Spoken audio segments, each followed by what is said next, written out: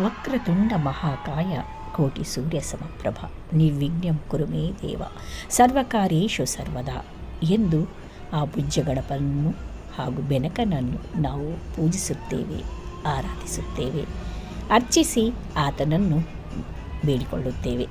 ಅಂತೆಯೇ ಆತನ ಪೂಜೆಯಿಂದ, ಆತನ ಧ್ಯಾನದಿಂದ ಹಾಗೂ ಗಣಪಯ್ಯನ ಕರುಣೆ ಕಟಾಕ್ಷಗಳಿಂದ ನಮ್ಮ ಎಲ್ಲ ಆತಂಕಗಳು ಹಾಗೂ ನಮ್ಮ ಎಲ್ಲ ವಿಘ್ನಗಳನ್ನು ದೂರ ಮಾಡಿ ಆತ ನಮ್ಮ ಕಾರ್ಯಗಳಲ್ಲಿ ಯಶಸ್ವಿಯನ್ನು ಕೊಡುತ್ತಾನೆ ಎಂಬುದು ಅಪಾರ ನಂಬಿಕೆ.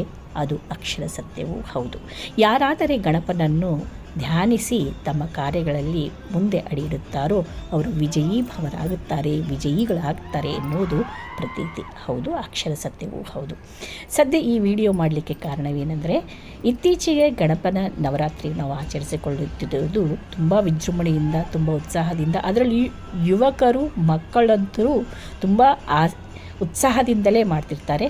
ಇದು ನಾನು ನೋಡ್ತಾ ಇರುವುದು ನೀವು ವಾರಸಿಗುಡದಲ್ಲಿ ಇರುವಂತಹ ಒಂದು ಗಣಪನ ಮಂಟಪದಲ್ಲಿ ಗಣಪನನ್ನು ಮಾಡಿರುವಂತಹ ಲೇಜರ್ ಗಣಪತಿ ಎಷ್ಟು ಆಕರ್ಷಣೀಯವಾಗಿದೆ ಅಂದರೆ ಎರಡು ಕಣ್ಣು ಸಾಲೋದಿಲ್ಲ. ಅಲ್ಲಿ ಹೋದರೆ ನಮಗೆ ರೋಮಾಂಚಕವಾಗಿರುವಂತಹ ಒಂದೊಂದು ಬದಲಾವಣೆಗಳು ನಾವು ಕಾಣ್ತಾ ಇರ್ತೀವಿ. ಎಷ್ಟು ಚೆನ್ನಾಗಿದೆ ಅಂದರೆ ನೋಡಿ, ತುಂಬ ಆಕರ್ಷಣೀಯವಾಗಿ ಅವರು ಮಾಡಿರುವಂತಹ ಒಂದು ಕಲೆ, ಈ ಲೇಸರ್ ಶೋ ಏನು ಹೇಳ್ತಾರಲ್ಲ ಆ ಕಲೆಗೆ ಮೆಚ್ಚಿಕೊಳ್ಳುವಂಥದ್ದು.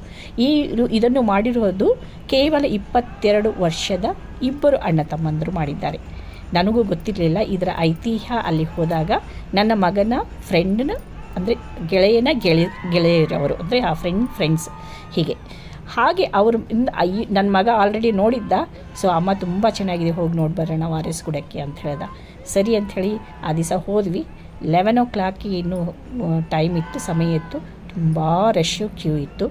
ಇಷ್ಟು ಕ್ಯೂ ಏನಿದೆ ಅದರಲ್ಲಿ ಅಂತ ನೋಡಿದಾಗ ನಿಜವಾಗ್ಲೂ ಎರಡು ಕಣ್ಣು ಸಾರಲಿಲ್ಲ. ಆ ಒಂದು ಗಣಪಯ್ಯನ ಬಗೆಯ ಒಂದು ಆಕಾರಗಳನ್ನು ನೋಡ್ತಾ ಇರಬೇಕಾದಾಗ ನನಗೆ ಅಲ್ಲಿ ಹಿಂದಿನಿಂದ ಜೈ ಗಣೇಶ ಜೈ ಗಣೇಶ ಎಂದು ಧ್ವನಿಸುವಂಥ ಉದ್ಗಾರಗಳು ಕೇಳ್ತಾ ಇದ್ದರೆ ರೋಮಾಂಚನ ಬರ್ತಾನೆ ಇತ್ತು. ಅಷ್ಟೊಂದು ಆಕರ್ಷಣೀಯವಾಗಿತ್ತು. ನೋಡ್ತಾ ಇದ್ದೀರಲ್ಲ ಎಷ್ಟು ಚೆನ್ನಾಗಿದೆ ಅಂದರೆ ಅಷ್ಟು ಚೆನ್ನಾಗಿದೆ.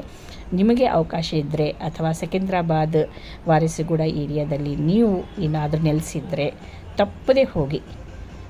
ಇದನ್ನು ಈ ವಿಡಿಯೋ ಮಾಡಲಿಕ್ಕೆ ಕಾರಣ ಏನಂದರೆ, ಇತ್ತೀಚೆಗೆ ಅಂದರೆ ಜಸ್ಟ್ ನಾನು FBನಲ್ಲಿ ನೋಡಿದೆ, ಯಾರಾದರೂ ಇದನ್ನು ಮಾಡಿದ್ದಾರೋ ಅವರು ಹೇಳ್ತಾ ಇದ್ದರು, ಪಾಪ ಆ ಹುಡುಗರು ಅಷ್ಟೊಂದು ಕಷ್ಟಪಟ್ಟಿದ್ದಾರಲ್ಲ, ಅವರಿಗೆ ಒಂದಿಷ್ಟು ಸಹಾಯ ಮಾಡಿದಾಗುತ್ತೆ. ನಾವು ಸಂತೋಷಪಟ್ಟಿದ್ದೀವಿ, ನೀವು ಸಂತೋಷ ಪಡ್ತಿರಲ್ಲ ಉದ್ದೇಶದಿಂದ ಮಾಡ್ತಾಯಿದ್ದೀನಿ. ಜೈ ಗಣೇಶ.